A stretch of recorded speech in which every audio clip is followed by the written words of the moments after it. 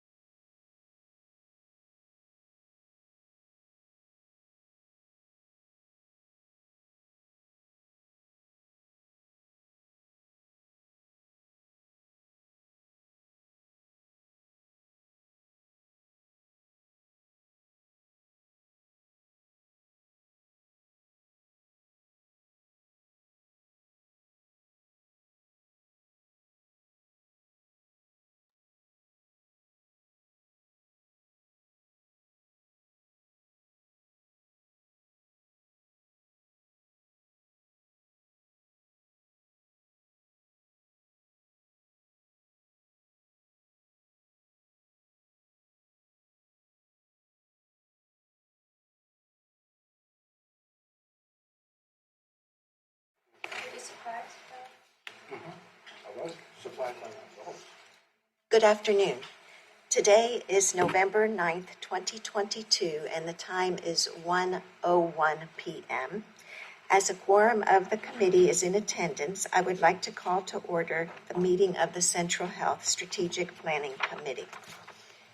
As a reminder, some of our committee members may be also participating by video conference, so the staff will be managing video and audio feeds of all participants closely to make sure we have a legally compliant meeting at all times. The first item of business is public communication. Members of the public who wish to make comments virtually during the public communication portion of the meeting must have registered with Central Health via the online form or by telephone no later than 11:30 today. Yersinia, did anyone register to make comments for the Strategic Planning Committee meeting? Madam Chair, we only had Manager Valadez signed up to speak, and I do not see her on the call. Okay. Should we wait a few minutes or? No. Yeah, we'll go on to item, I guess. Yes. Okay, so we're going to go on to agenda number 1. Review and approve the minutes of the October 12th, 2022 meeting of the Strategic Planning Committee. I move approval. Thank you. Yes, and do I hear a second? Anyone not approve it? So all in attendance, raise your hand. Yes, approve. Thank you. So, and then number 2, receive and discuss a presentation previewing the Central Health Demographics Report. And Monica Crowley will introduce our guests. Thank you, Chair Brunson and committee members. As we committed to do last spring, when you passed the Healthcare Equity Plan or the Equity Focused Service Delivery Strategic Plan, we are here today with an update previewing some of the findings from our fiscal year 2022 Central Health Demographic Report. This demographic report has been prepared every 2 years since fiscal year 2016 and has continued to develop as we've built out our data science expertise and our analytics capabilities to become more useful in our ongoing planning and performance improvement efforts. And it will continue to develop moving forward. We used the fiscal year 2020 demographic report in developing the safety net community health needs assessment that was foundational to the healthcare equity plan. And we continue to build upon the learnings in the community health needs assessment in this demographic report, including using the most recent census information. This is a work in progress, and we will be back in January after the report is finalized. But now I am going to hand it off to Sarita Clark-Leach, who will introduce JP and Matt. Hi, everyone.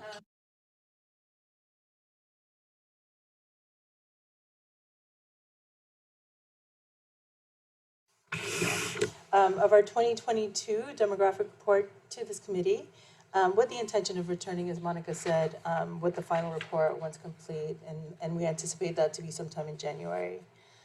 With all of the events that have occurred during the past 2 years, we feel it's important to provide updates to the board with important demographic and geographic data points as early as possible. I'd like to emphasize that this is still a work in progress. For example, we're still working to incorporate data about our population experiencing homelessness in this report. And I'd also like to emphasize that this is very much a team effort, in addition to Matt Richardson, who will be presenting his chronic disease findings here later on. We have Ashley Levelet, our geospatial data scientist, who has contributed immensely and is responsible for the design. And Jessie Patton-Levine, who's our quality manager and our house epidemiologist, as I like to call her. With that, I'll pass it over to JP, who you've all met. And let me remind everyone, because this is a work in progress that's still in development, we're giving you guys a preview today, but there isn't any presentation or document that was in the backup or that is going to come to you today, because this is a preliminary report. We're going to take feedback from you, continue to work on the report, and then you guys will get the presentation and final report upon its completion. So, thank you. Next slide. Good afternoon, board members. It's good to see you again. It's been a while. I'm going to go over our agenda here quickly and then get into some of our preliminary findings. First thing we're going to do is get into some of the background of the report, the history of when we started making it and why. We will look at our key findings. You want to hit that right off the bat to give that to you. We are going to do an environmental scan, and this is really a review of the external economic and social factors going around not just Travis County, but regionally that can affect our population. And then we're going to get into a drill down our focus areas, which are really a foundational part of this report. After that, Matt and Sarita are going to give us some new analytic capabilities and show some gains we've achieved in measuring burdens of disease and health equity among our patient populations. Next slide. As Monica mentioned, the first report was published in 2015 with subsequent reports released in 2017, 2020, and this is now the fourth report, 2022. The foundational aspect of this, where we derive our other data, is from looking at the highest counts and concentrations of poverty in the county. And then once we have developed an understanding of where these areas are, we provide further analysis on the demographics, the social determinants, and the burden of disease within those various areas. Also, as Monica mentioned, our geospatial analysis, this is one improvement that I think would be hard to overstate. 7 years ago, we were primarily relying on zip code information, which of course could travel over county lines, varies in size, and doesn't really give us the kind of input view into our patient population we're now able to enjoy. The social determinants of health, we've had deeper analysis in this area as a reflection of knowing how much importance it plays in our patient's life. We've already been looking at factors such as transportation and housing, and now we've added additional information on income, education, employment, and family structures. And then finally, with regards to health equities and burden of disease, this analysis was first introduced in 2020 in our last report. So now we have a baseline that began 2 years ago, and we can start showing changes over time in disease burdens. New this year is also a health equity index that Matt was key in designing for us. And this will provide context on how the subpopulations of our patients measure against their expected results. Next slide. Okay, I'm just going to lead off with some of our key findings here, and then we can kind of expound on them as we go through the initial findings. So one, affordability is now a regional issue. I think this is not a surprise to many of us, especially if you own a home or have been looking to buy a home recently. The skyrocketing housing and cost of living are no longer unique to Austin and Travis County. We have numerous data points that are proving to us that affordability is now a regional issue affecting all of our surrounding counties. Austin is a regional hub. We are really at the center of access to healthcare, affordable housing, public transportation, and social services within Central Texas. So while Austin can be viewed as the engine which is driving up housing and affordability costs in the region, it equally serves as the most important player in providing and putting systems in place that can support low-income families. There are no other Central Texas municipalities or agencies that have the tax base, the resources, or the authority to support the menu of housing, social service needs, and other needs that our patient population requires. Families in poverty, according to all data points we've seen, are becoming more concentrated in and around Austin in the central core. So rather than dispersing more and more throughout the county, we're seeing greater counts of low-income families in areas around that corridor. This, of course, is where there remains greater access to low-income housing, public transportation, and other needs. Access to care, this continues to be a major barrier. We've been talking about this for years with you all. In all of the areas that we analyzed, we saw a consistent pattern of 40% or more of our enrollees not accessing services during the year they were enrolled. Perhaps surprisingly, location did not play a factor in this, meaning patients in suburban or more rural areas were no less likely to receive care than our patients who are in urban areas, who might be closer to a point of care. Disease prevalence in our homeless population is about 2 to 3 times higher than our non-homeless patients. So approximately 10% of our enrolled MAP and MAC basic population are reported homeless. So this is a significant size when you consider the amount of enrollees we have. This is a significant size of our enrolled population with health needs and with dire health needs, and provides a clear opportunity for us to improve the health of our community.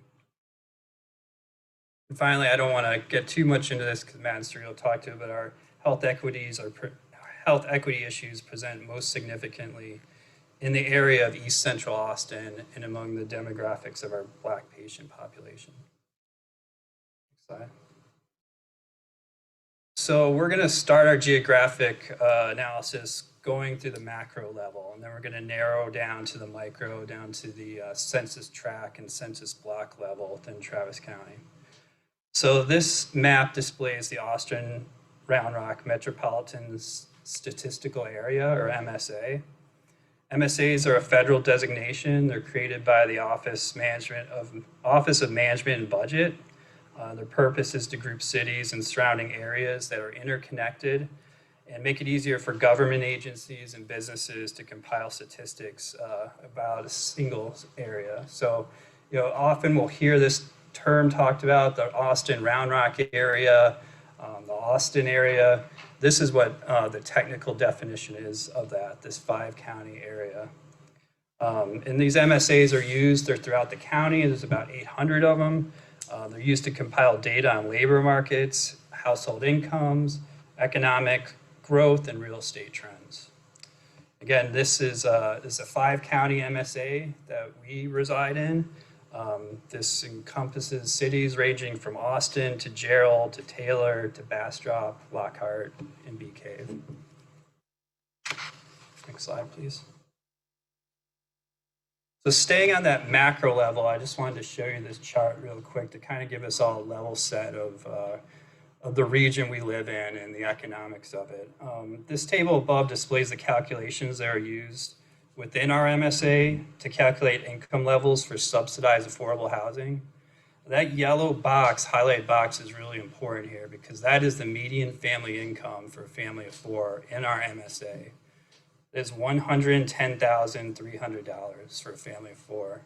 That is not in Austin, that's not Travis County, that's a 5-county region median income, which has increased by over $10,000 in the last year alone. So as you are aware, different housing units set different income limits. The lower the limit, the less income you're allowed to make to qualify for that. It may be hard to see that other box above the yellow one that's circled in red. That is at $33,100. That is what a family of 4 earning 100% of the federal poverty level, or a family that would qualify for MAP, income-based, would be able to qualify for. Next slide, please. So just to recap this part, our MSA encompasses 5 counties, including these ex-urban cities. The median income of our region, of our MSA, is now $110,000. That income is equal to about 400% of the federal poverty level. The households at that poverty level will now qualify for most affordable housing that's being developed in the region. Next slide.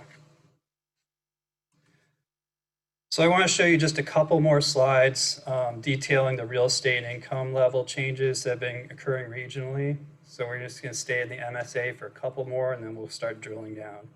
The black line in this graph represents the average home price sold over the past 32 years. During that time, the average home cost has increased nearly 600%. And over the last 10 years, the average prices have risen by $300,000. Next slide, please. And not surprisingly, the regional increases in housing costs have impacted the rate of low-income residents. These charts show the changes in the percent of residents living below 200% of the federal poverty level across all 5 counties in our MSA.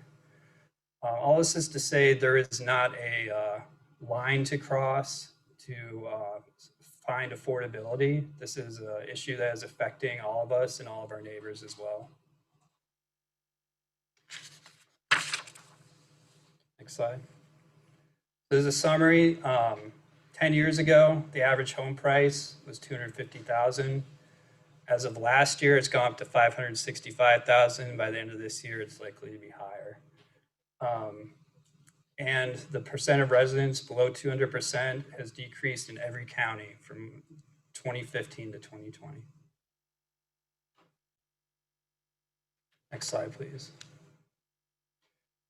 So the question now becomes, what can be done to offset the rising housing markets and cost of living and to help support low-income residents in our area? The top and arguably most important factor is to maintain an adequate supply of subsidized low-income housing. Fortunately for those living in Travis County, and particularly for those in Austin, there are significant efforts being made to increase and improve the supply of low-income housing.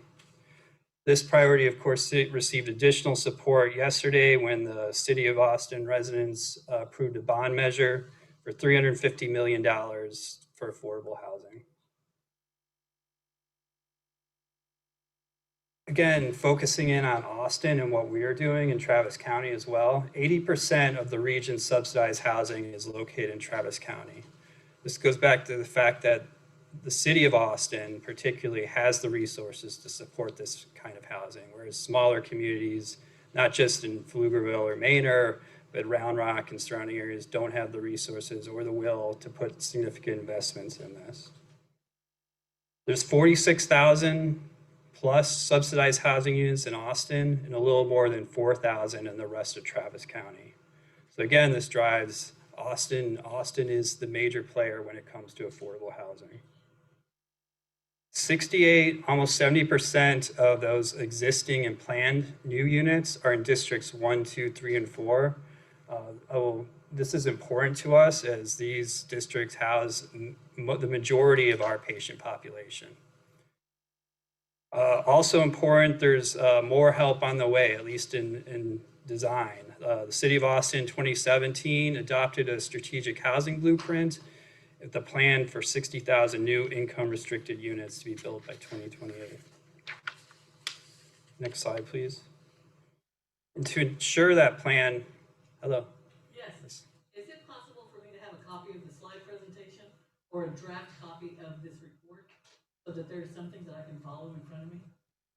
We, because this report is preliminary, Well, we were. You could just put on the top preliminary or draft. Yes. We could print it out right now, but I we take appreciate it that. back and not. That's take it fine, right just so with long us. as I can read Because something. if you go over and print it and give me your slide. Would anybody else like a copy while we're? Okay. Thank you. Loretta. You, It's just I've never seen one For- without Wait, let's go to something. Sarita. I sent it to Brianna. Brianna, would you print it? It's just that I had to not ever seen a report, even if it's a report, even if it's in draft form. We have received them in the past that say draft. So Understood. that gives us an opportunity to look at it and preview it so that when we come to the meeting, we're better prepared. Thank you. Yeah, and this is just a work in No, I progress. understand. I understand that. So, yeah. Thank you. You'll have months to review. Yeah, to review it. Well, I'm hoping the soon-to-be elected and elected pay attention to it also, as we need to be working with them to make sure that all the other demographic information is current and in place so that they can make appropriate decisions. Thank you. The Austin Housing Works annually releases a scorecard, which is shown in part above, to track how the 10 respective Austin City Council districts are doing on their goals towards building affordable housing in their areas. So for Central's patient population, the majority of whom live in Austin Council Districts 1 through 4, progress is being seen in the form of thousands of new units which have already been developed and thousands more also under construction. So this should hopefully provide some relief to the populations who are most vulnerable to cost of living increases, including our patient population. Next slide, please. So we're now going to shift from that environmental scan of the region and county to some of the preliminary findings of our demographic report. Again, I want to echo that these findings we present to you today are still preliminary as we continue to finalize the details and conclusions of the demographic report. This slide displays our projections for the highest counts of families in poverty in 2027. We are still using the census tract boundaries as a footnote that were developed in 2010 as we wait for the integration of the new 2020 tract boundaries by the Census Bureau and other data sources. As you can see, and we will go into further detail, the areas with the highest counts exist primarily along the corridor of the county and of the central part of the county in proximity to I-35. Next slide, please. So using these same census tract boundaries, this map displays our geographic counts of enrollment. This map shows total enrollment, meaning MAP, MAP Basic, and CHAP members. We can also separate these out separately, and we can also now look at the changes over time. Not surprisingly, many of these numbers of high enrollment mirror those with high poverty we showed on the previous slide. However, as we will discuss later, there are areas where there may be under and over representation of enrollees based on the counts of poverty. Next slide, please. I also want to give you a quick glimpse, as I alluded to earlier, of the significant increase in geospatial analysis that we now have. Using the old census tract boundaries on the left, we're able to separate the county into 200 separate areas, provide analysis and counts in those areas.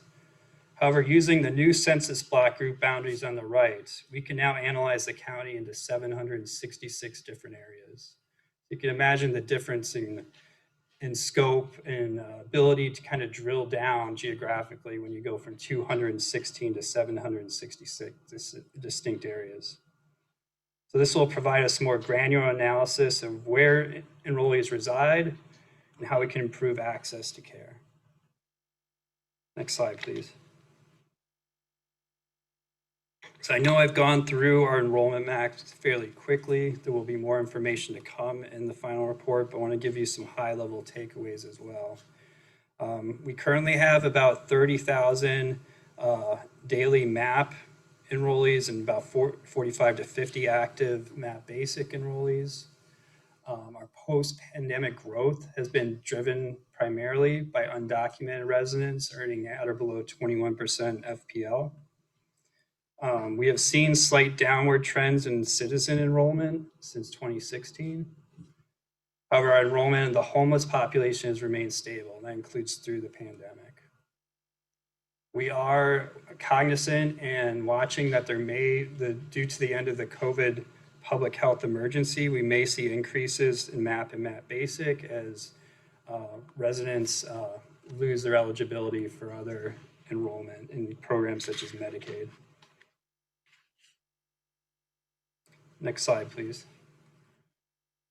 And now we're going to go back to our focus on poverty. On the left are our projections developed in 2020. And on the right are our current projections. Again, these are 5-year, looking forward 5 years. You may notice that the scales are slightly different. This is a result of the changes in counts over time throughout the county. A note on those, we utilize a scientific data algorithm referred to as natural breaks to determine those 5 ranges, going from highest counts to lowest counts. They're displayed in these maps. And by using this, it prevents any subjectivity to determine which census tracts are grouped into specific ranges. We don't have a say in that. We plug in the data, and the algorithm determines those 5 different levels. So some takeaways from looking at kind of these side by side, what you see is a difference on the right, the 2022 projections, that poverty levels, especially in the periphery of the county, are decreasing in counts. And while overall we know, as we've shown earlier, that poverty is decreasing across the county, our projections indicate that the totals will actually increase in the corridors central to the county. Poverty totals are projected to decrease along the edge, eastern and western parts of the county. And these projections align with the housing indicators that we've seen. Large increases in the cost of living and the cost of housing in these areas, manufacturing taking up previously undeveloped land, and single-family housing developments taking over undeveloped land as well. Next slide, please. Before I go further, I'd also like to provide some further context of what's going on just in Travis County before we showed some numbers regionally. So this graph was designed by Travis County HHS for their annual poverty report. And I think it does a good job of showing the current trends in our county. So the cells on the left side show the Travis County population, the 5-year estimates released in 2015 at 4 different income levels. Below 100%, 100 to 199, 200 to 299, and above 300. On the right is the same data, but used for 2020. So essentially we have a 5-year span here from 2015 to 2020. What you can see is that those 2 low income brackets have lost significant numbers over those 5-year spans. 40,000 for residents below 100%, 21.5 for residents between 1 and 200,000. Whereas the largest growing group of our population are residents making at or above 300% of the federal poverty level. This is not to say the low-income population in our county is in any way disappearing, as there are still over 300,000 residents earning below 200% of the federal poverty level. Of course, not all these residents would be eligible for our services. Many, as we know, may receive private insurance, Medicaid, CHIP, or Medicare.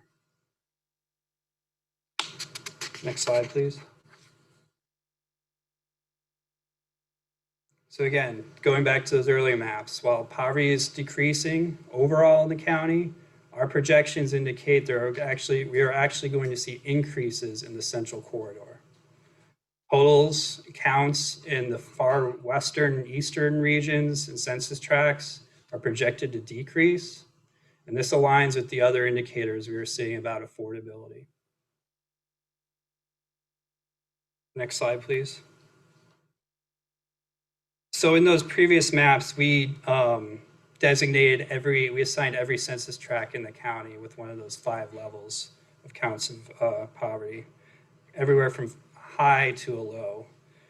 The next step in our analysis is we focus on the census tracts with those 2 highest levels of poverty. We could call them high and moderately high counts of poverty.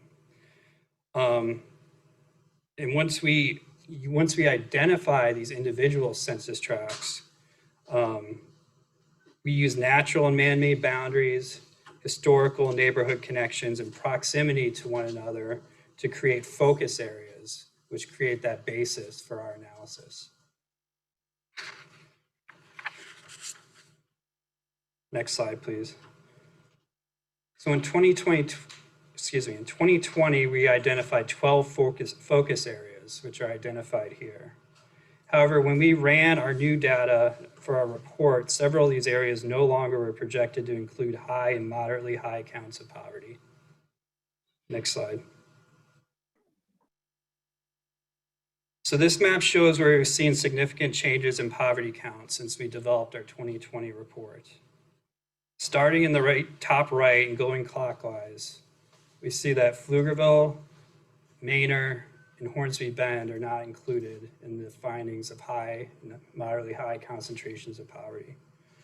Del Valle has seen a significant reduction. It's gone from having 3 census tracts to 1. And Leander Lago Vista is no longer among the focus areas with high poverty counts. Next slide, please.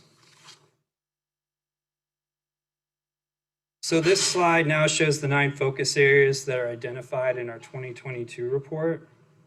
As we discussed in the previous slide, there are 4 focus areas that have been removed, and 1 has now been added. That's Oak Hill and Southwest Austin.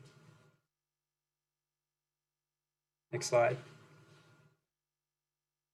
So in summary, our focus areas have been reduced from 9 to 12. Our highest counts of poverty continue to concentrate along the central corridor, where there is greater access to affordable housing and other social services and public transportation. There are approximately 300,000 Travis County residents with incomes below 200% of the federal poverty level. However, we know not all of them will qualify for our services. Our new 2027 projections for highest counts of poverty no longer include the areas of Pflugerville, Manor, Hornsby Bend, and Lago Vista, Leander. Next slide, please. So for those of you who may remember, a couple years ago when we brought this 2020 report to you, we did kind of a detailed analysis per focus area. We're not going to do that today because this is a preliminary finding and draft. We did want to give you a quick peek into what we were going to be bringing to you, and we're very proud of the work Ashley and Sarita's team has done to develop this. For each one of the 9 focus areas we've identified, we're going to do a deep analysis of where and how many care locations are not only within that focus area, but within a 1-mile proximity of it. We did a scan of all the affordable housing within that area, which is signified by the green pins on this map. We also looked at the public transportation options that were available going through and around each focus area. Other factors we look at when we provide information is the median income, the average cost of housing, both for homeowners and renters, educational attainment throughout the area, occupations, the highest numbers of percentages of different occupations, family structures, and availability of transportation within individual homes. Next slide, please. Each focus area will also provide an analysis that compares it to the county at large. For example, this being East Central Austin, we're seeing a poverty rate of 25.6% versus 7.8% overall in the county. We also have quick comparisons looking at the age, gender, race, ethnicity in each area. We break down the demographics of the enrolled population. That's that third row, as well as look at how many people in total are we enrolling within each focus area and how that has changed over the last couple of years. And then at the bottom, this is really a deeper dive than we've ever been able to provide on utilization within those people that we've enrolled. We are now looking at what percentage of our enrollees actually utilize the service, how many of them utilize primary care, Did they access specialty care? And did they only access the hospital for care? We looked at what their top 5 primary touch points were. This is clinical and hospital. For this example, the top visited location was Sandra Joy. So that is what we would like to see. They're using a primary care clinic in close proximity to their location. And then the bottom right, this is kind of a individualized first look at the health equity numbers that Matt has developed. Numbers darker purple indicate a above expected prevalence of disease, or lighter numbers in yellow are below expected for that specific focus area and disease. Next slide, please. So as I promised, we're not going to go focus area by focus area, but we can kind of look at some quick data to give you some comparisons and contrasts between these 9 focus areas. So this graph here looks at the total number, the extent of the bar to the right is the total number of families per focus area. So as you can see, the farther the bar goes to the right, the more families live in that area.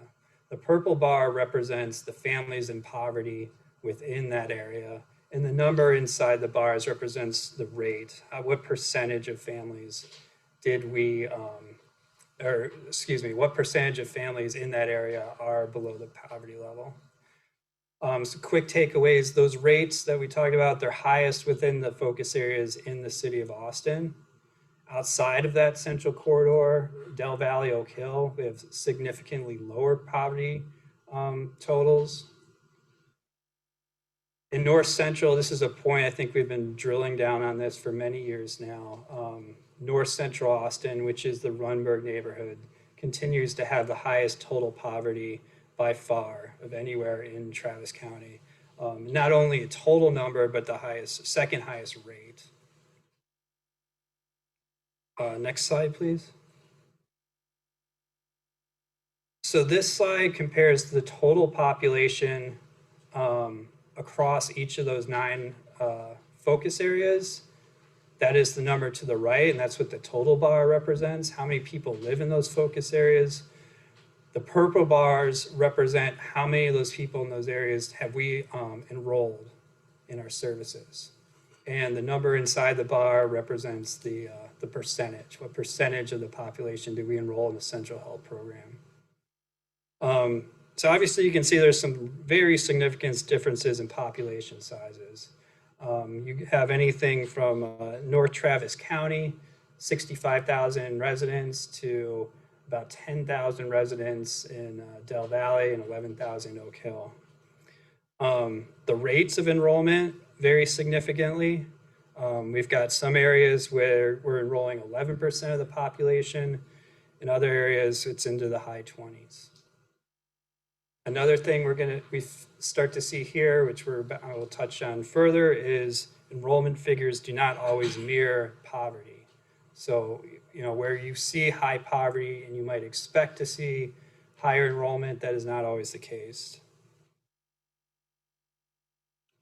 The next slide, please. And this is kind of the case in point to what I was talking about. In 5 of the 9 focus areas, this is what a trend that we see occur. So this is the North Travis County area. The top bar represents the families in poverty, the percentage of families of poverty in that focus area. The bottom bar represents the percentage of the population that we've enrolled in a program. So 12.5% of the families reported as in poverty, and 12.4% of the population is enrolled in a program. So we see some synergy here. Again, this isn't a proxy. There's no rule that you have to have this, any standard on this. It's just a pattern we noticed in the majority of our focus areas. Next slide, please. In 2 of the areas, though, we saw a different trend. This was in Colony Park and Del Valle. So in these 2 areas, we saw poverty rates that were lower than the percentage of people that we actually enrolled in a program. So this might suggest that we are doing a very good job of capturing people into our programs, even higher than the poverty rate might suggest we would capture. Next slide, please. Then the converse of this, and this occurred in two of our focus areas, East Central Austin and Southeast Austin, which is the East Riverside, Old Torf areas in Montopolis. In these areas, we saw poverty rates which were in much excess of the rate of people we were enrolling into programs. For instance, here we had 25% of the population in poverty. We enrolled just 11% of that population into a central health program. That is not to say that there aren't other programs that they could or maybe should qualify for and they're enrolled in it. It's just something maybe perhaps worth investigating. Next slide, please. So this is the final comparison I want to show you, and this also gives us some pretty interesting results. This shows the totals to the far right represent central health enrollees in each focus area. The purple areas represent what number and percentage of those enrollees actually utilize services. What we saw in this was surprisingly consistent utilization rates across all 9 focus areas. So location, geography did not play as great a difference in folks' ability or utilization getting into care as we might have expected. In fact, what this might suggest is we focus in more on those white areas of these bars and look at which areas have the greatest volume of enrollees, the greatest number of people who are not getting into care. Next slide, please. So a quick summary of our key findings from the focus areas. Again, the families in poverty are increasing in our centralized focus areas. Poverty is decreasing across Travis County, increasing in the areas that we are looking at. Concentrations of poverty have decreased in suburban bedroom communities. As we mentioned, Pflugerville Manor, Hornsby Bend, Dale Valley, and Lago Vista. And when we do find clusters and counts of low-income families, we're seeing them primarily in 2 areas of the county. And again, if you think back to that map I showed you, we can divide the county into 700 places. We can identify where these areas are and target them for assistance or help when we can. But there are 2 areas where we primarily find these residents. Low-income multifamily, and this is in urban areas, and then manufactured housing communities. These are in unincorporated parts of the county, not in other cities in the county. These are areas that don't have city services, and the owners of these properties are not beholden to continue using this for manufactured housing as long as for any time. Essentially what I'm saying, they have every right to do with that property as they please. Utilization rates are consistent throughout the county. Again, proximity did not play have the impact we might have expected on utilization. And access to care is a barrier. We are seeing throughout those focus areas 40% above of our enrollees not accessing care during a fiscal year. And with that, I will pass it back to Sarita. Great. And so I'll introduce Matt Richardson. Matt is our senior strategy analyst, and he'll be presenting on our chronic disease analysis, discussing prevalence and disparities.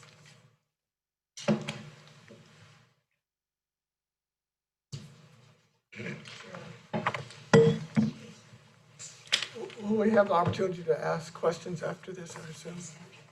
Okay. Okay, thank you very much, JP, Sarita. Hi, my name is Matt Richardson, and I'm a senior analyst with Central Health. Just move this a little bit over. I've never been accused of talking softly. I'll try to speak clearly.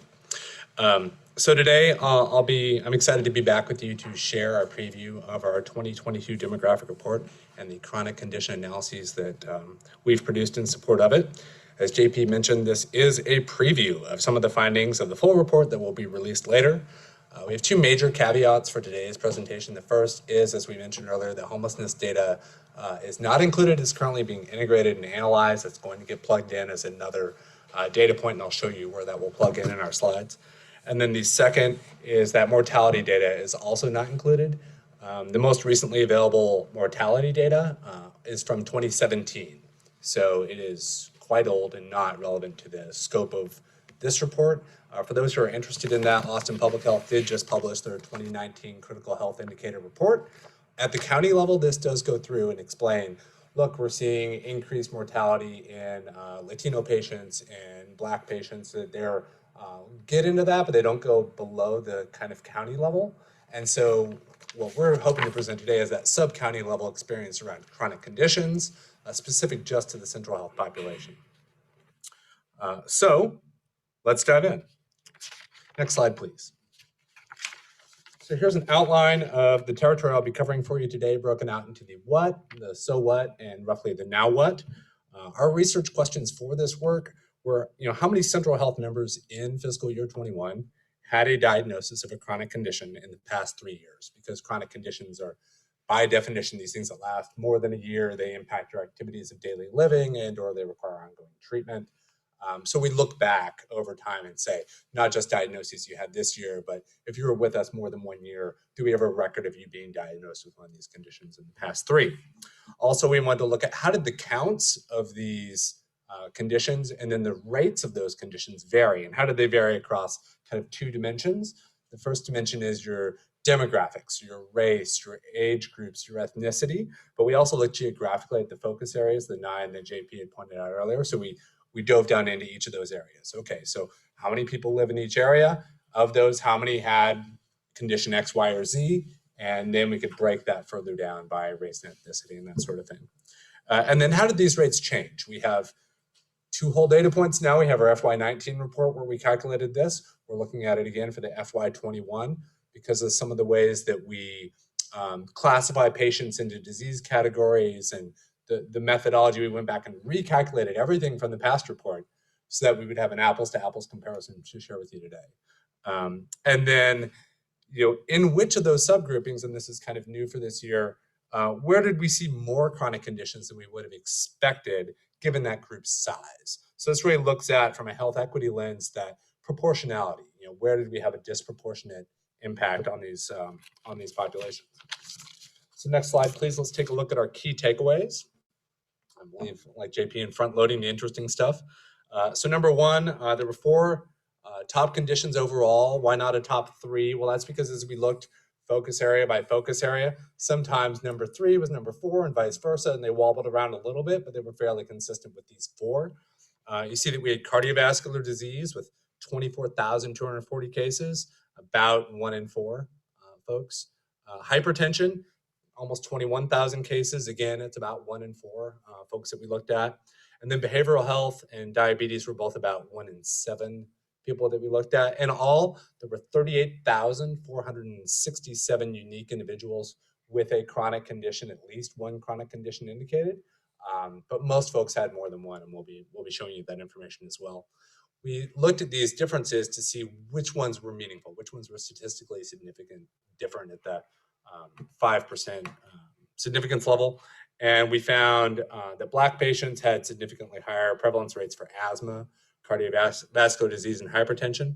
We also saw persons living in the East Central Austin focus area, almost everything: asthma, behavioral health, cardiovascular disease, and renal failure. For persons living in the South Austin focus area, it was diabetes we saw in excess. And for persons experiencing homelessness, we'll talk to that. It's not on the charts that we have, but it was 2 to 3 times the rates in those populations. And we'll be taking a look at that in the full report as well. And then health inequities. We evaluated those, as I spoke about earlier, demographically and geographically to look at disparities. We found that demographic differences were greater than your geographic differences. So it didn't matter as much where you lived as what community you were a part of. And that the geographic focus areas, there were 4 of them. that had these significant disparities: the East Central Austin, Colony Park, South Austin, and Southeast Austin. So we're going to look at this in greater detail in just a bit. Next slide, please.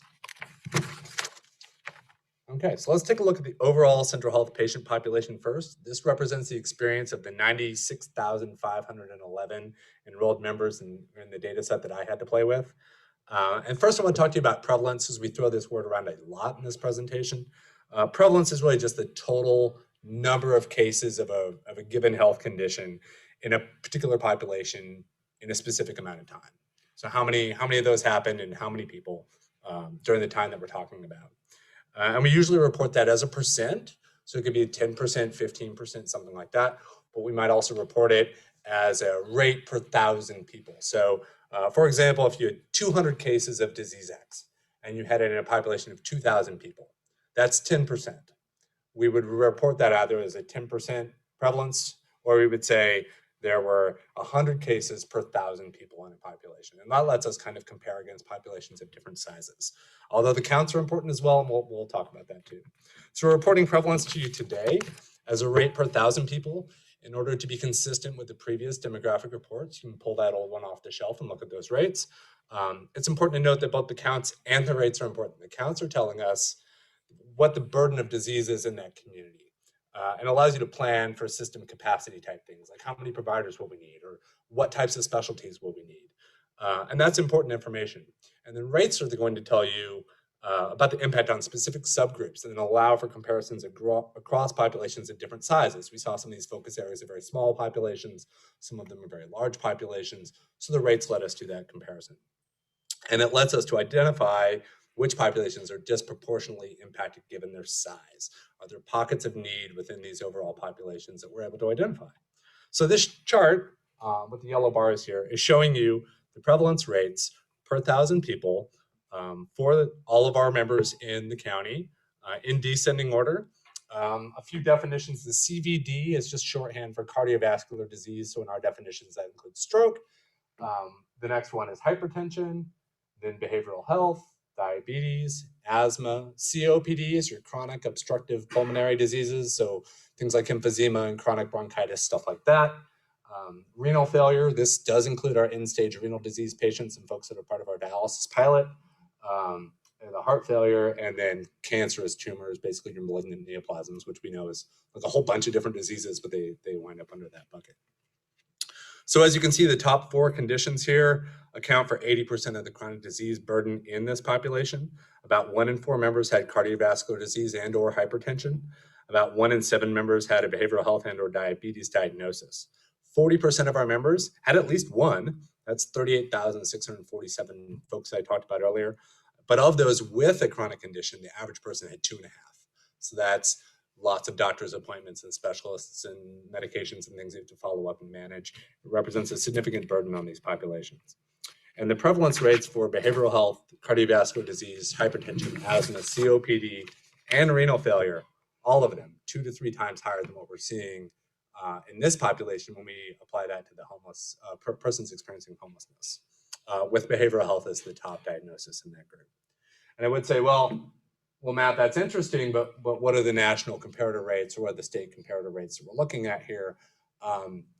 We have difficulty finding a good comparator rate because of how the data are collected. Everything that we're presenting to you is based on a clinical diagnosis, an ICD-10 code, something that's in the medical record that shows us this person had that diagnosis. And like the behavioral risk factor surveillance system data that's often used at the MSA level, JP talked about, that's based on calling people and saying, Sarita, have you had a diagnosis? Has a doctor told you you've had a diagnosis of diabetes in the last whatever years? So it's the difference between asking someone over the phone in a phone survey sample versus counting up diagnosis codes. And that makes it a little bit harder to do that comparison nationally. That is something that we're working on for next steps to find better comparator rates.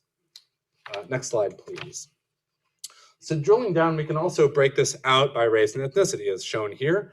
I apologize, it's so small for you here, but you can see this chart just looking at it is spiky. There's some bars are sticking up way more than other bars. And you can see, well, the second one over, the orange bars that are taller in a lot of cases, those are in our Black patients. The blue and white striped kind of barber pole one is your reference. That's kind of the whole group within the county that we're looking at. So you're looking for anything that's taller than kind of the group average that sticks out to you. And this starts to give us hints as to where we might have groups that have higher prevalence of these chronic conditions than we would have expected. Because in an equitable world, right, the rate should be the same across kind of all groups. And so we're definitely not seeing that here, but it's interesting to see kind of how the breakout works. So in here, in particular, the Black patients had higher rates for most of the chronic conditions. And while the numbers were small, the Native American patients also had higher rates for several conditions. White patients had an excess for most of the chronic conditions, and these were the most acute for behavioral health diagnoses, asthma, COPD, and renal failure. And all these differences were tested for statistical significance as well. I would like to point out that this chart does not take into account how many members are in a group. So you can have a small group with a bad rate or a big rate and not have a whole lot of cases, or you can have a low rate in a big group and have a whole bunch of cases. And that gets to that counts versus rates I was talking about earlier and the burden on the population. So you can absolutely have, oh, well, that rate doesn't look too bad. It's lower than the other groups, but it actually represents a fairly large amount of disease in the community. So information on that is provided in the appendix and will be provided in the full report. You'll have all the counts and rates, and you can dig into that as deeply as you'd like. Next slide, please. So here we have the other view, where we instead stratify by geography through these focus areas. And everyone not living in one of the 9 identified focus areas, and that's most folks, has been assigned to the other Travis County bar. So that is the blue is the very first bar in each subset there. So that's everyone not living in a focus area somewhere where in the next 5 years we expect poverty to intensify. And then the rest of these are those focus areas that we looked at. And just eyeballing it, much less spiky than that race ethnicity chart, that the differences across geography were much less significant than they were across race and ethnicity. With the exception of behavioral health. So if we look at behavioral health there, you see a big yellow spike sticking up and a big blue spike sticking up. And the blue one is that other Travis County group, and that's important. We should pay attention to that. Not just focus areas, but particular attention to that area. And then you see that East Central Austin has an excess of behavioral health diagnoses essentially within that group. It just sticks out like a sore thumb when you're looking at this chart. Okay, this is also similar to our utilization patterns, where we really didn't see a difference across the focus areas. Next slide, please. So, how do we compare these rates? And this prevalence equity index that we're introducing in this report attempts to answer the question of where do we see more or less chronic disease than we would expect if there were no inequities. So it looks at these within group differences for demographic and geographic subgroupings and compares them apples to apples using these age-adjusted prevalence rates from any subgroup to the whole. So on the right there I have the rate of the subgroup on the top part of the fraction, and then you're dividing that by the rate for everybody. And that's the basic structure that we're doing for this. So it's like, okay, great. So what is the rate in East Central Austin versus the rate across the county in general? What is the rate in Native American patients versus the rate for everybody in general?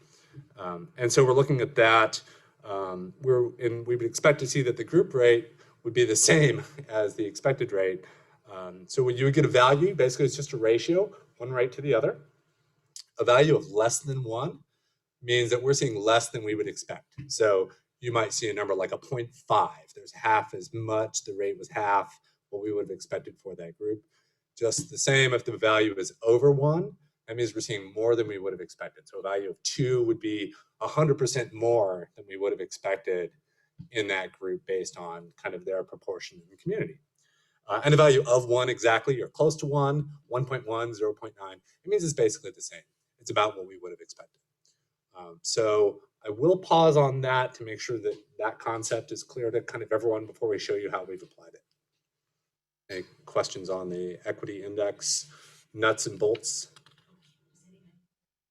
I do, but I didn't know if you want me to go ahead and. Is it specifically about how the rate is calculated? Because it might be clearer when I show you the next slide or two. Well, maybe you can explain to me how you disaggregate the data to understand the difference between the different Latino, Black, Native American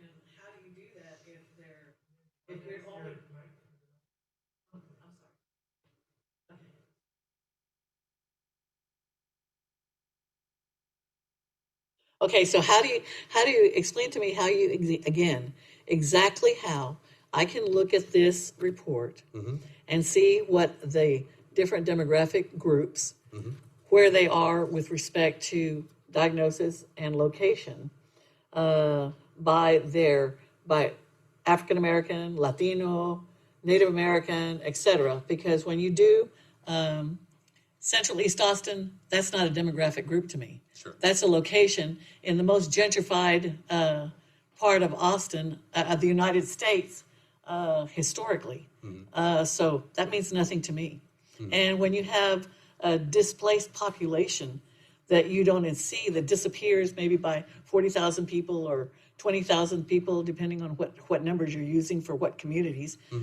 Did anybody go outside or go to the contiguous counties to try and figure out, are they actually going there? So they're the other counties' poverty burdens that don't even have the resources to be able to address those needs. Yeah. And even with the homeless, talking in terms of how high poverty doesn't exist in Pflugerville or Maine, or is not going to exist because they're going to be single family residents. Well, in my community, Latinos, and I can take you to any number of places in the county or within the city that have 2 and 3 families that are living in one household that's Sure. a single family residence. And, that's one of the reasons we had such problems with the census count, because they didn't get an accurate count. It's so far off. Oh, absolutely. And so in order for us to get better informed data to be able to make decisions, how do we get to that? And I think that what you're showing me here, is a good way for you to explain to me how that occurs. Manager Valdez, if I can take that one. So Thank you, these data Sarita. are specific to our map and map basic population. I'm sorry, what? These data are specific to our map and map basic population because Okay, well, publicly first of all, available data. I guess I should have used this as, I should have preceded my comments by saying, well, our population, and for Central Health, is the uninsured population and the poverty population of less than 200%. So if you're giving me numbers that are 300,000 are earning less than 200 or below the 200% FPL poverty rate, and you don't disaggregate that to know how many of these are Medicaid, how many of these are Medicare, how many of these are MAP patients, how many of these are MAP basic patients. When we're talking about me, for me to understand, I want to know, we also have to have in there uninsured, because we don't have everybody uninsured in this county. Sure. And what it seems to infer is that we are insuring everyone and covering everyone, and everybody has access to care. And I'm trying to figure out how that can be based on the data you're providing to me, if I don't see it disaggregated by entity, by demographic group, Yes, per ma'am. diagnosis, per region.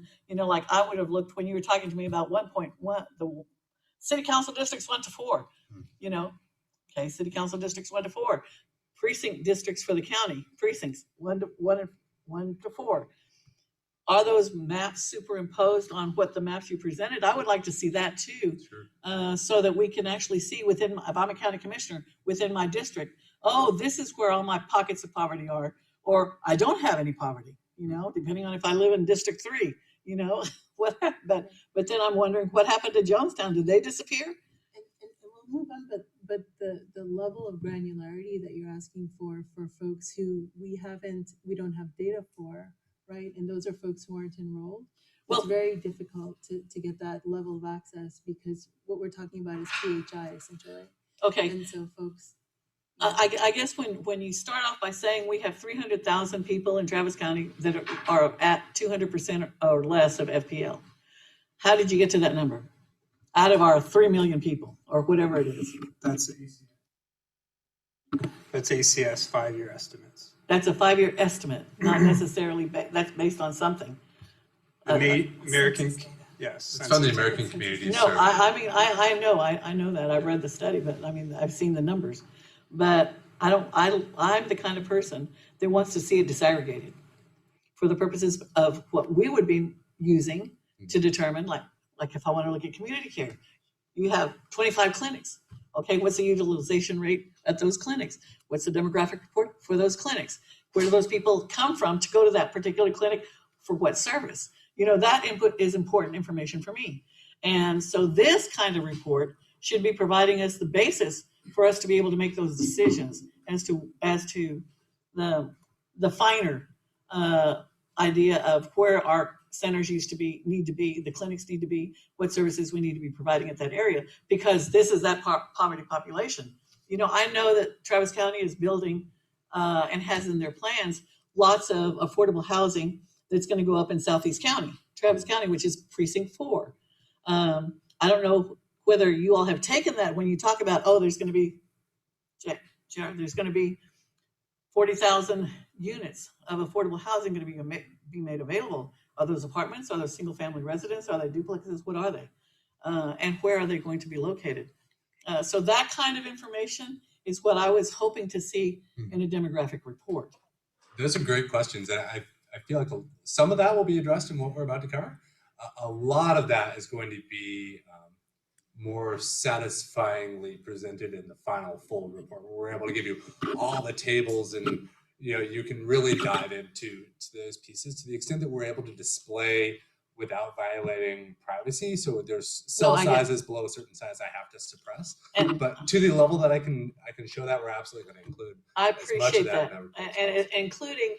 I don't want to see a demographic for Central East Austin, which means it's the most gentrified neighborhood in the United States.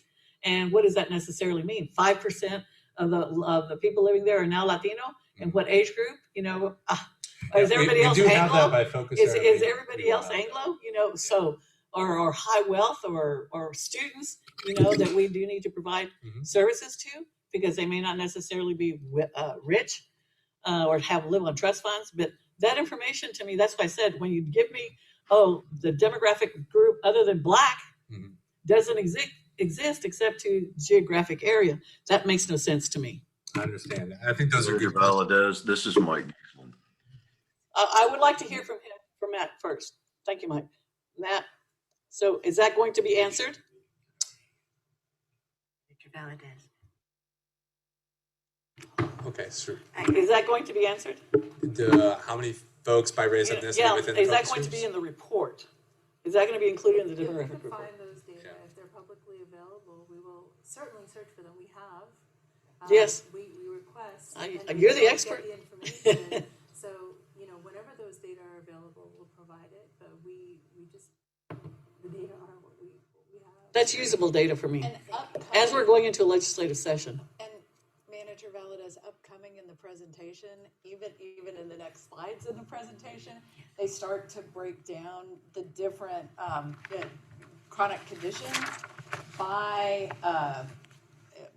race and ethnicity in the ongoing report that is being prepared. They're going to break it out, comparing 19 and 21 by race and ethnicity and by each focus area. So we don't have that today, but by the focus areas, the ways that we define them in the past, so that we can compare what happened in 2019 to what's happening today. And I appreciate that, Monica. Yes, so that it's is, just that is in the past we have had it broken down by zip code, and for us, because when you do it by well, I can get it, but that's close enough. Thank you. We can do so much better than zip code. Well, I appreciate that. Did Mr. Giesland? I'm sorry. Did you? I'm sorry, Mike. Go ahead. Add? I'm gonna let Madam Chair, Sarita and Monica covered the points. Thank you. Thank you. Thank you. Okay.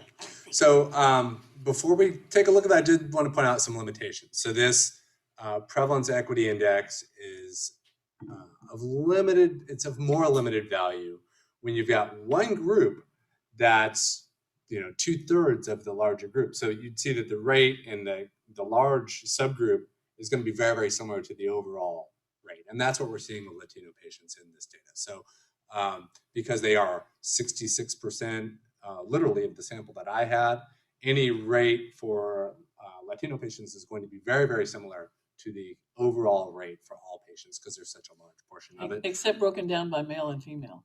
Right, that we could stratify. That's what I'd like to see stratified. Thank Thank I you. can definitely make a note on that. And the index is also sensitive to unstable rates. So when you have really small populations, a couple of cases here or there is going to spike that rate up or down. And so it's very sensitive to those because you're dividing two rates against each other. So, Thank you, Matt. and I know that there's a hunger for the The information. 12-course meal, and all we brought today was an appetizer, but I feel like you'll still be satisfied with what we have to present. So let's go to the next slide and take a look at what we have. So this is how we've operationalized that equity index, how that looks. And so gold is good and purple is bad. You can look, the rows are your race and ethnicity groupings that we had available to us. And then the columns are each of the chronic conditions. And everybody's being compared to what was the rate for everyone overall. So if you look at, of everybody who had asthma, how many of those were our Asian patients or our Black patients or whatever. And you can see that the row for Black patients is basically all purple. For nearly every condition, all but two. There's significant excesses above what we would have expected. Twice the rate of asthma, 50% the rate of increase of the rate of behavioral health and that sort of thing.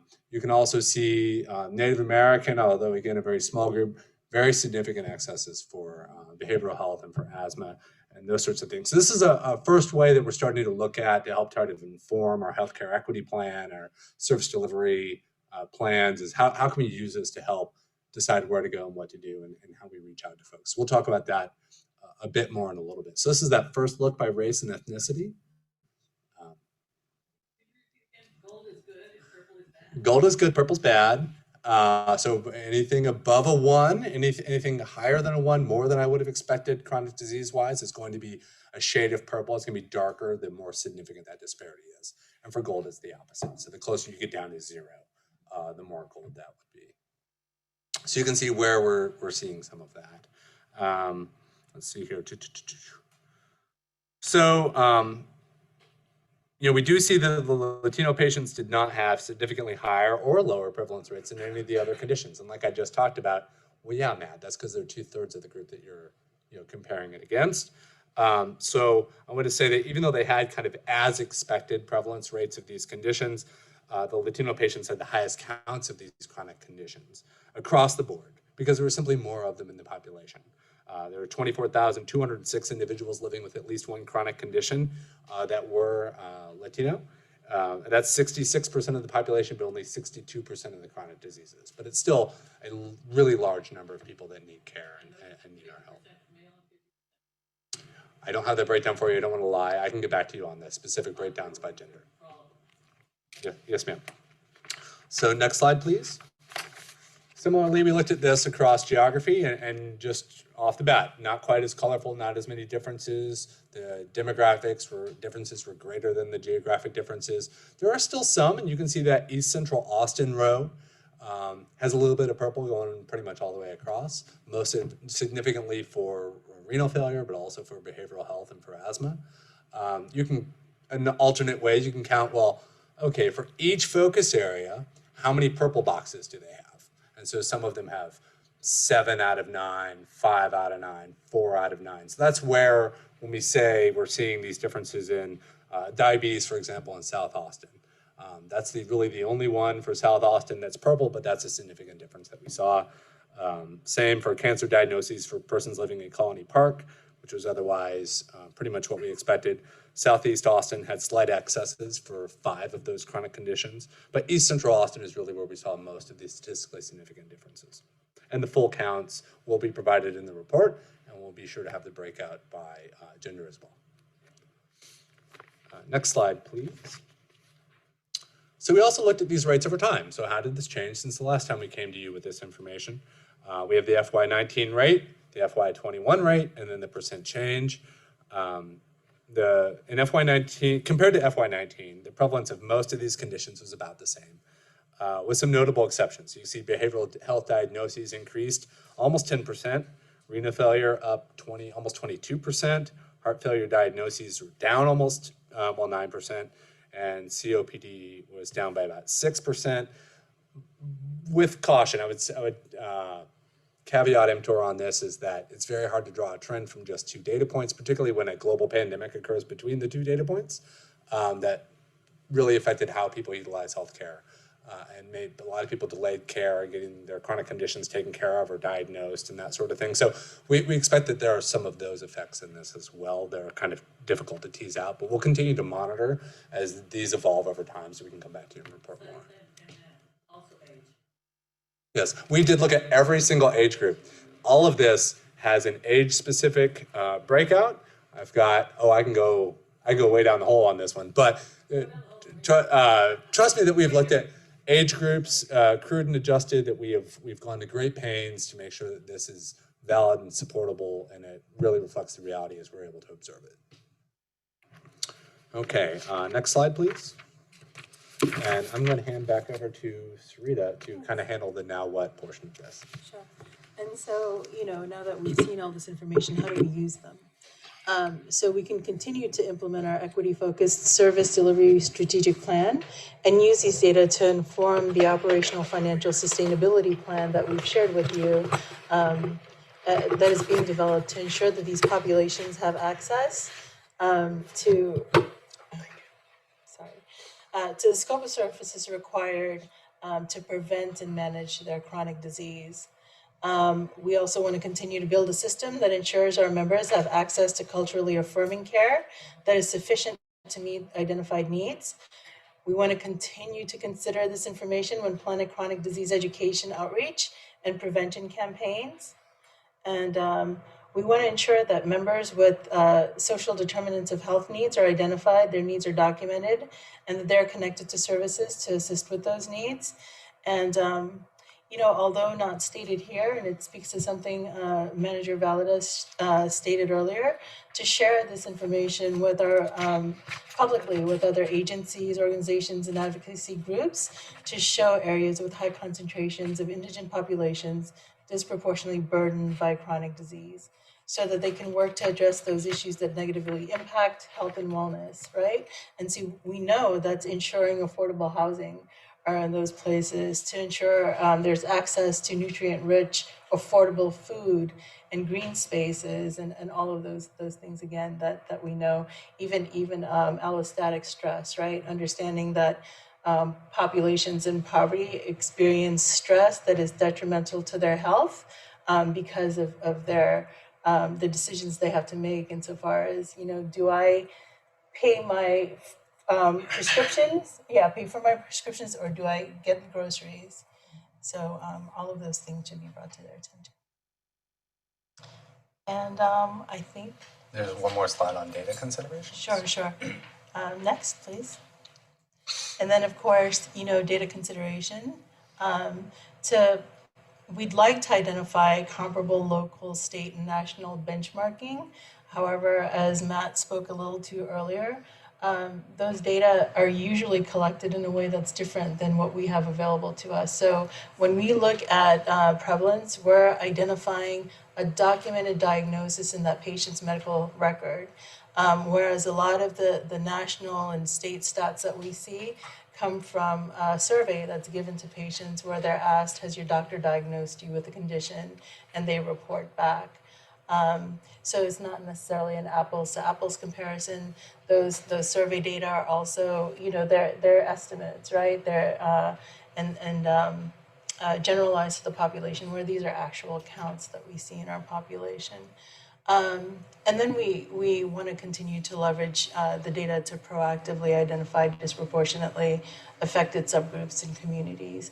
Because although, we know that, to Matt's point earlier again, that although we see the Latino population is impacted numbers-wise, looking at that proportionality helps us to hone in on those folks who we may be missing, because the size, the number isn't there for us to identify them. But when we hone in and understand that, there is an issue here with our Native American population in terms of needs. So, and we're going to wrap it up.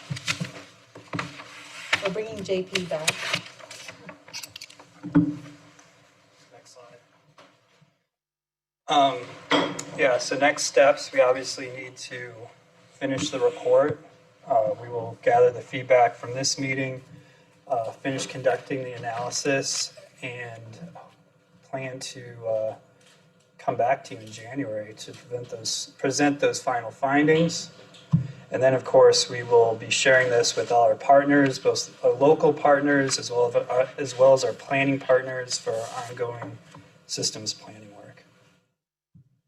And with that, I think our presentations conclude. Thank you so much. That was just wonderful. I can't wait for your January report. It's going to be very helpful, I think, to the board. Does anyone have any questions? Start with Moran and bring it around. Okay. Yes. Thank you.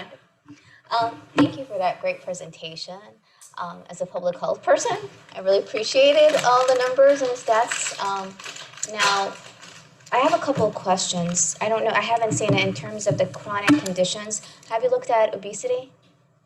Obesity is not one for which that's more of a swimming in microphones now.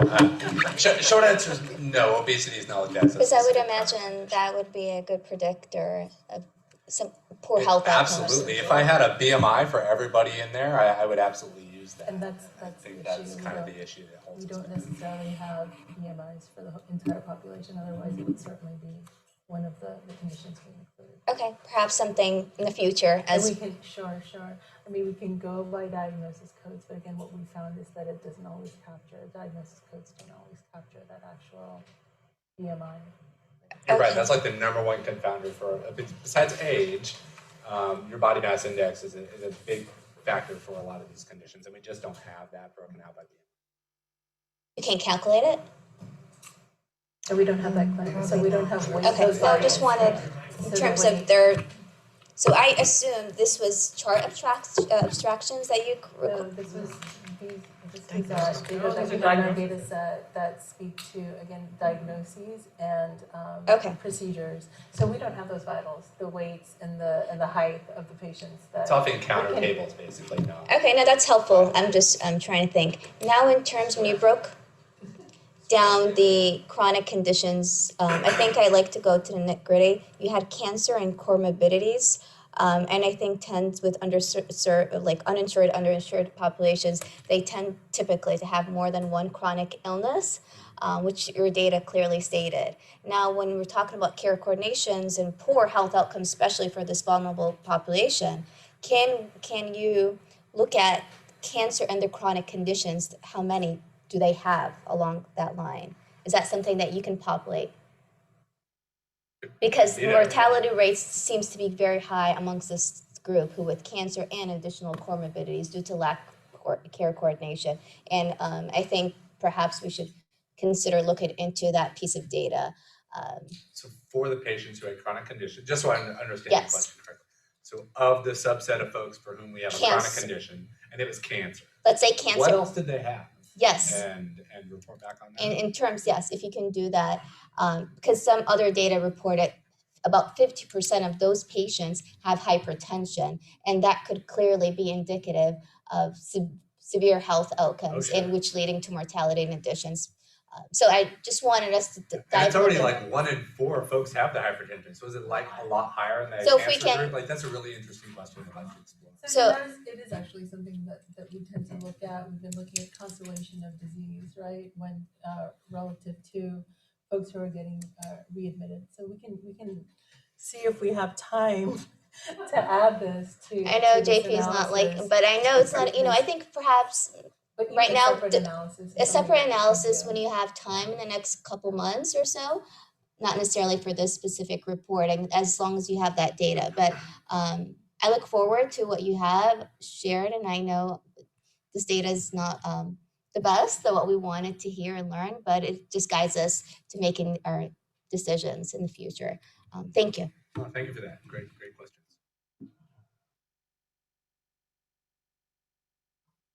I'll go after Shannon.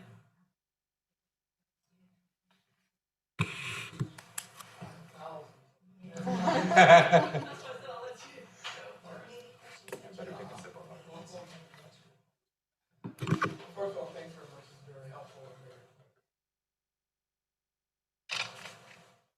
It's very helpful and very informative. I recognize it is halfway, so I acknowledge that. But I do have a couple of questions related to what you started off with. And I don't know if you have the opportunity to go back to that slide or not, but the slide that looks like this one here. The MSA. Yes, MSA. One of the comments were made, and I concur with you 100%, is that if you look at the border, if you look at the diminution of poverty along the border of Travis County, I think the comment was made that the growth in poverty seems to be along the I-35 corridor. Central. My hypothesis is that is probably partially true. But the other factor contributing to that is that that growth in poverty is going outside of the county, in cities that are along the border of Travis County, in Williamson, Bastrop, and Hayes County and Caldwell. And so the question I raise is, as we look at addressing the problem here in Travis County, are we deferring our problems to somebody else? Recognizing that, of course, in certain situations we'll still have to provide services, but are we really addressing the problem? So from a policy issue, from a board, the question is, are we really getting, and this is a bigger question, not something that we in Travis County can answer alone, but is there a need to look at a greater approach to addressing healthcare for those who are indigent in Travis County? I follow that up with, if you go to this slide here, you will see particularly those living below 200% of poverty. Travis County is 34. Look at Caldwell County and Hayes County. So I'm just saying is that I'm thinking, my hypothesis, as I said, is that we're just pushing them out. Economics pushing them out, affordable housing pushing them out, and the like. So I just put that off for discussion because as you bring back the report, it'd be helpful to see if indeed some of the data trends in these surrounding counties bear that out as well. So if you're seeing high rates in some of these areas in Elgin or in Round Rock or in Kyle, you see that same thing. The second point I sort of wanted to highlight is that I was very happy to see that you're breaking the census tracts up into, what do you call them? Block groups. Blocker, yeah. I think that's very helpful because within Travis County, you'll be able to see subsets. What I've noticed as one who's interested in changing demographics is that within a 6-month period, housing stock in Travis County, citizens are being moved out quickly. And so those big census tracts or those big zip codes are no longer relevant. So you see, this will help you get a better picture of what's happening there. A good example of that, if you go over by Riverside Drive and see what has happened just over the last 6 months, how much new housing stock has come in and how many people moved out. That's just a good example. The question is, if that data is changing that quickly, which it is, how do we keep up with the profile of what actually is going on in this county in terms of health status? Because one month is this way, the next month will be something else. So those are just factors to bring into account, which argues from us looking at the greater Central Texas as opposed to just the county. Just one other comment, I have many more, but I'll just limit it to that, is I think Manager Valadez talked a little bit about looking at Black, Latino, white, Asian, and the like. Have we looked at those subsets or those mixtures? For instance, when we look at race is both, the ethnicity crosses. Do we see trends in those situations? Particularly, I know years ago, there used to be some concerns with, in HIV, with Black, Hispanic males. Do we see some of those same things with older populations with regards to those who have hypertension, cancer, diabetes that are Hispanic or Black males or females? So, and I know that's a lot of crunching. I'm not asking you to do that, but it would be helpful because Austin is a very cosmopolitan city in terms of multicultural, multiracial. And I think some of those trends are contribute to some of the numbers we see. I think that was the major ones I wanted to go over with. So I just wanted to bring those in because I do think that as we as a board, we need to look at, are we really making a difference in Travis County by providing the service levels we are for the citizens, or are we just not pushing, but are we encouraging or moving folks out and not really solving the problem for our community as a whole? And that's a policy question that we need to look at, I think, as a greater discussion down the road. So with that said, I'll end my questions. Thank you. So I will try to address some of these points as I can. Regarding the surrounding counties, we have ordered and we are analyzing in the same way by census tract in the surrounding counties around Travis County. I think we will see what we expect to see in areas in Hayes County, East Round Rock, Bastrop. We will see concentrations of poverty. Whether we see changes from the last report, because we've been ordering these data for multiple years now, I cannot yet say. According to the data we're seeing, again, to restate it, this is not housing costs, affordability is not unique to us. We are just better positioned to address it through subsidized housing and other services. But to your point, yes, we are looking at that. We will have more data on what is going on occurring in the counties surrounding Travis County. How we keep up with the changes, data-wise, that is why we use this vendor Claritas rather than relying on 2-year-old ACS data. We are able to procure data that utilizes ACS, but looks at other market trends to give us the most current 2022 numbers as well as these 5-year projections. So that is the best resource we have been able to use. There may be opportunities in the future to develop even better projections, and we'll look into that as well. Yeah, if you want to address the mixed races. Just one caveat on the counties. We tend to focus, understandably so, on the eastern crescent counties, the North, Williamson, Bastrop, Hayes, Caldwell. I think we also need to look a little bit at what's going on with Burnett and yes, sir. And Blanco. Yes. They are adjacent to those counties, and they don't seem to be on our profile. So Yes. contiguous, thank you. So this was the MSA that's designated by the federal government. We are looking at every county that touches Travis County in every direction. Is there any reason those are not? Those two counties, I always wonder why they're not, because growth has occurred out there. Well, you need to create an MSA, it needs to have a hub that consists of a city of 50,000 or greater residents, and then they need to be able to prove that there is a commonality, a flow of residents to and from that hub.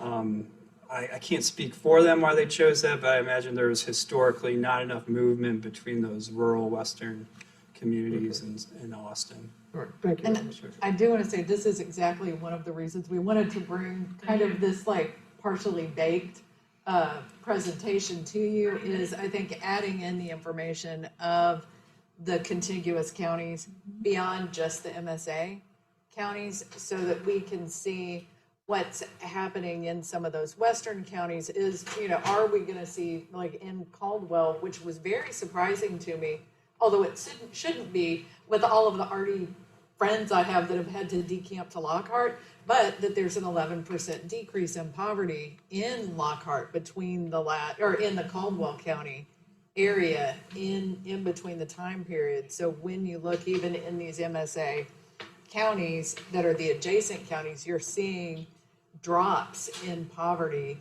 across all of those in the MSA. Are you seeing the same thing in the more rural western counties as well? Or, is there any way that, and this is one of the kind of confounding things that, we've huddled about, is how do we determine, where people are going? If they're not going to the adjacent counties, are they going, we don't really know exactly where people are going. I think one of the things anecdotally that, we had discussed is that people say, well, folks are going to places like Dallas and Houston.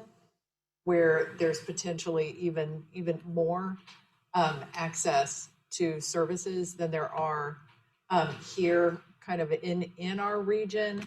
And then also really looking at this piece of, we look and can see this projected continued increase in density of poverty in some of these more centralized areas, but also, working with the demographer and folks at the city of Austin who have more information about planned housing developments, both affordable housing and, like you said, housing developments that may displace afford low-income housing. I think that's, a great kind of addition to contextualize what we're looking at as we move towards finalizing the report. So, thank you all for, providing this input. You chose specific disease states because of their prevalence, correct? And so can you look at it also as opposed to their cost? The cost of care. The cost of care for these particular diseases?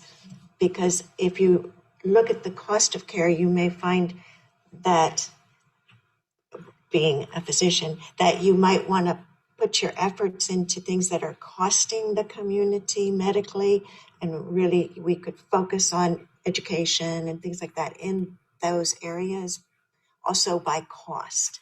Yes. I was wondering if you can run a report And like that. these conditions were also selected because they're associated with mortality, right? Or they're leading causes of mortality, with the Yes. exception of maybe hypertension, diabetes. They get you Right. there eventually. Yes. But that's really the main reason that they were selected. Yes. But But I understand. well, I mean, but can it be done, or is it not? Maybe for It'll another take some year. time. Maybe It'll take another some time, year. yeah, Maybe to get 3 years from now. It would be a whole a reanalysis, right?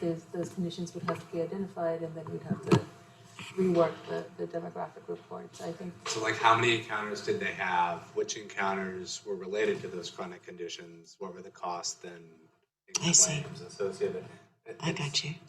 It's a bit of a lift. Yes. Is what my brain Yes. is saying off Yes. the cuff, but I'll I defer see. to It Sarita. will be a lift, but I think as we're developing our, I think this as a report that continues to iterate and develop over time as we develop different services and programs. I think that, that is something to explore, because that becomes more and more directly relevant to central health the more that we move towards directly paying for hospital care, and the more that we provide direct services. So to the degree that we can work towards building in that type of analysis as we build out the system, I think that's that's great input. And in the alternative, as you are going through this exercise and understanding that there's a need for a continuation every year, an update, what is the information you're not getting that you do need in order to do that? Like, because everybody's on a different system, JP. All the hospitals, the doctors, and everybody's in a different system, and no one's talking to each other. And I go receive services here, I go receive services there, and no one knows. Manager, do you have your microphone? Oh, thank you so much. Reminding me.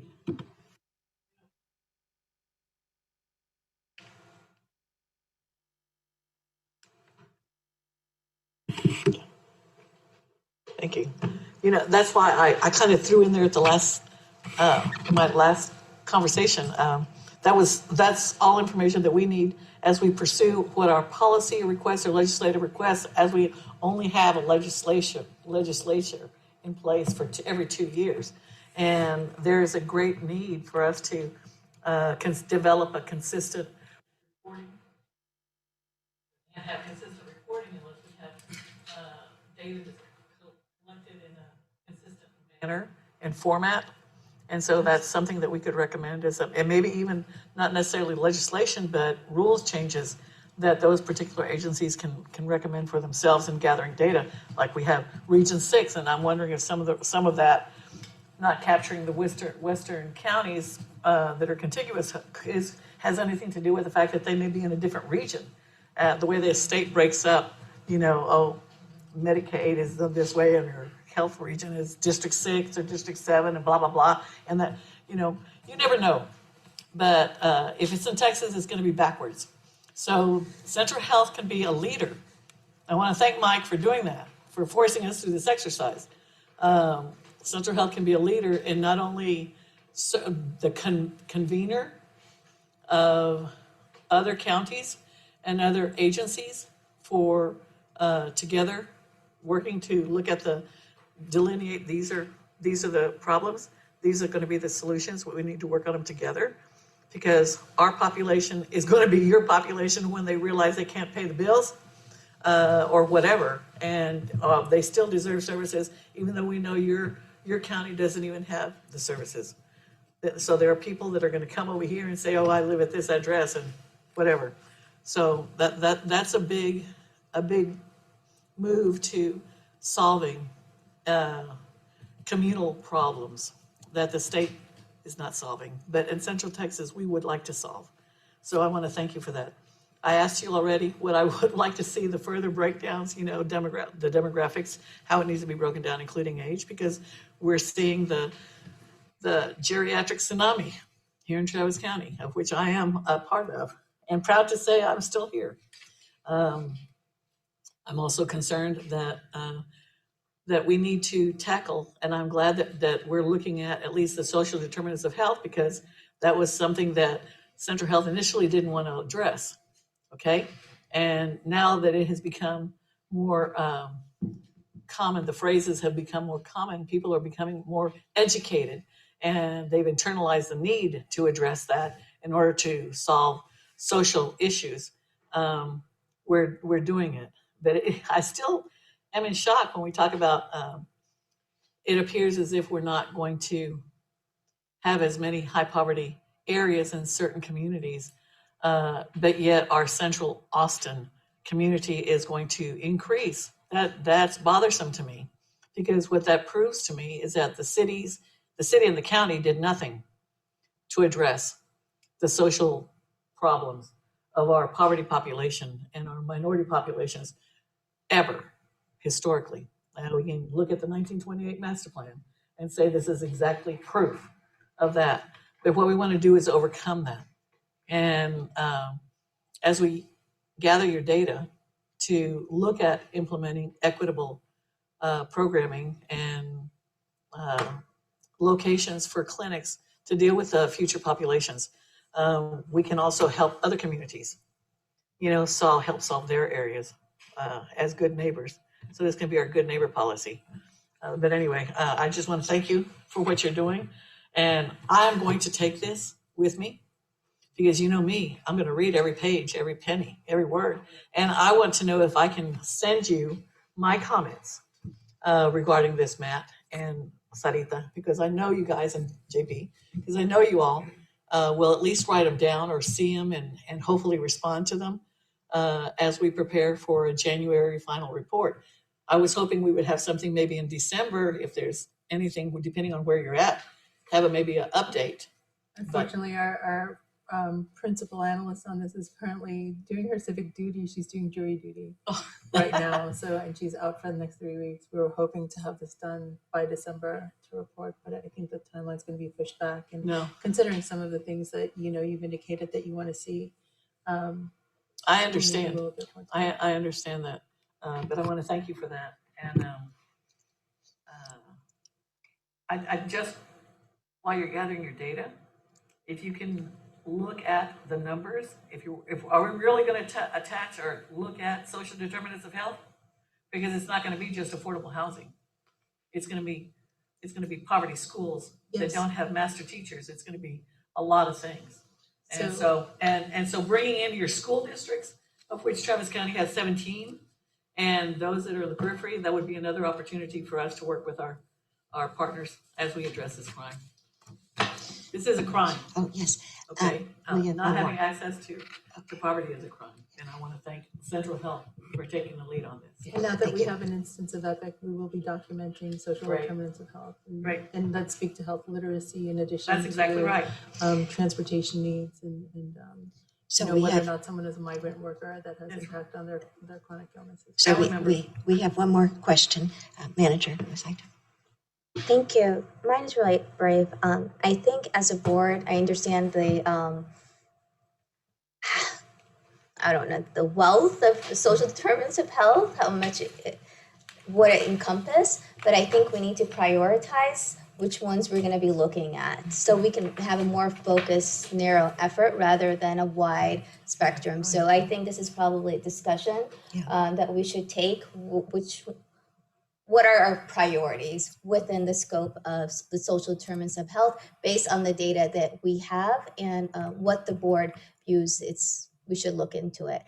Because I don't think it'll be helpful for you or for us or for the community if we're widespread and then rather we should take more of a focused effort. Thank you.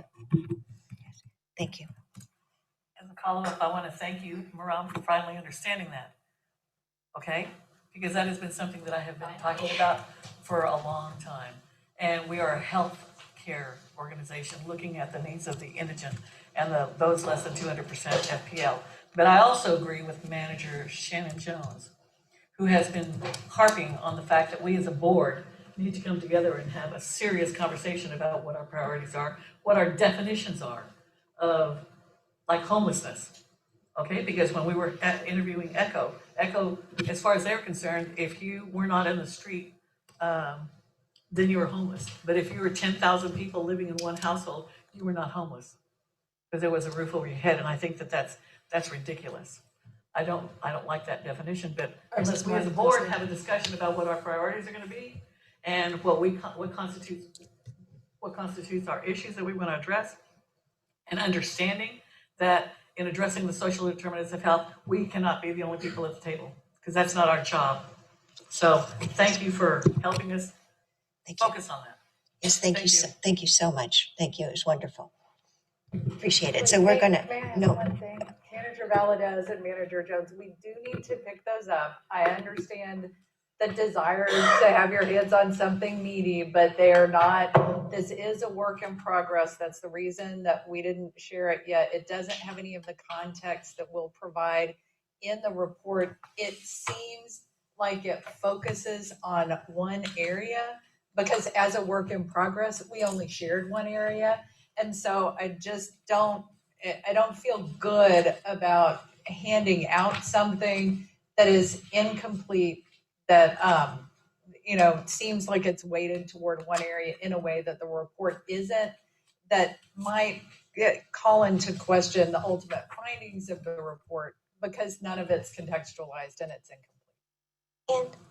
But I would like, if we could sit down and go over it further and answer questions, we absolutely will do that as we go, as we work through it in the next couple of months. So if you guys let us take it back now, and we will sit down with you, at your convenience, at the location of your choice, to go over the different parts of it in more depth. Okay, one more question. I also understand that this meeting is also going to be publicly available, so we can reference if we need to go back. Thank you. Yeah, so it'll be on whatever the video website and stuff, if there's something you want to look at. If we can also put it on our Central Health website, and if we can put it on the Travis County website that runs our meetings, or do they run anything for us? But we wouldn't want to do that before it's finalized. No.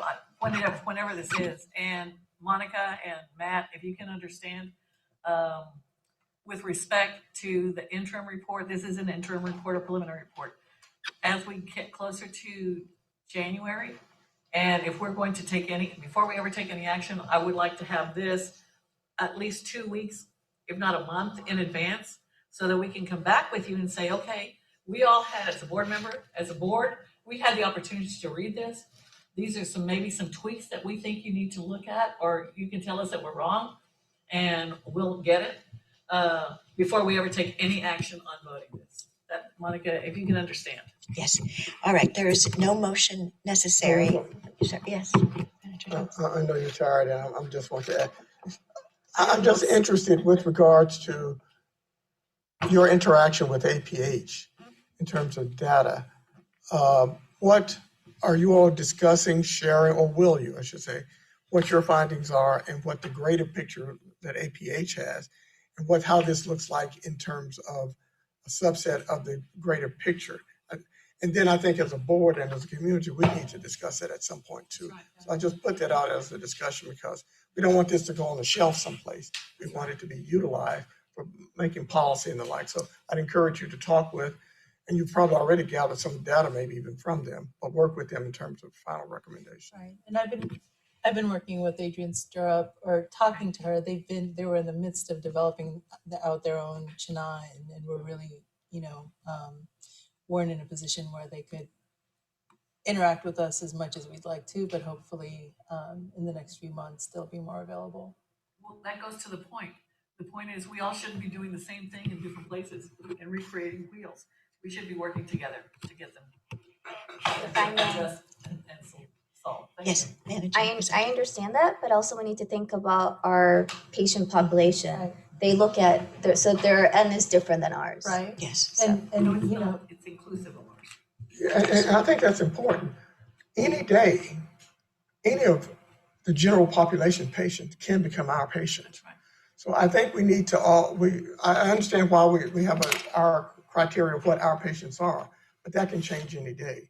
And I think it's important we need to understand that as we look for policy and service delivery, because anything can happen to any person any day, given day, that will force them into the economic situation requiring the services we provide. But again, we look do at want the that definition lens. of population health.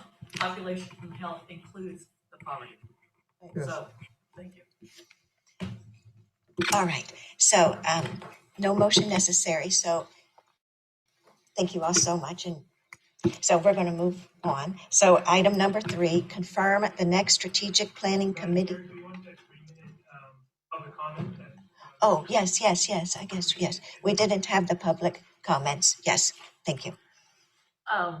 Most of what I was going to say, I said during this meeting, and I thank you. I got here late, but it took me some time to get here from my daughter's, where I'm staying in the hospital for her, where we are now. So I apologize for being late, and so I missed the front part of your conversation. That's why I was wanting to look at this. But we can set up a meeting and talk about this within the next several weeks. Thank you. Thank you. Oh, I just wanted to add one more thing. I noticed on the minutes that I think it's the second set of minutes, it has me as absent. Oh.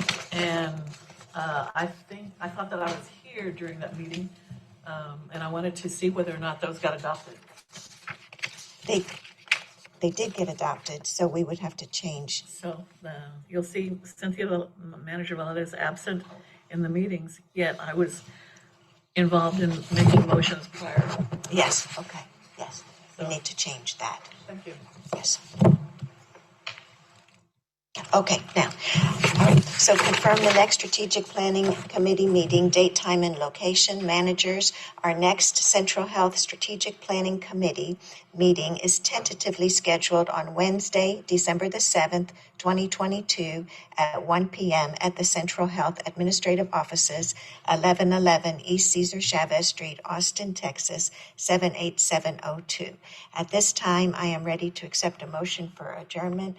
Manager Valadez, Move adjournment. and second, Manager Jones. Thank you. All in agreement? All in favor, say aye. Aye. Yes, thank you. Okay. Here you go, guys.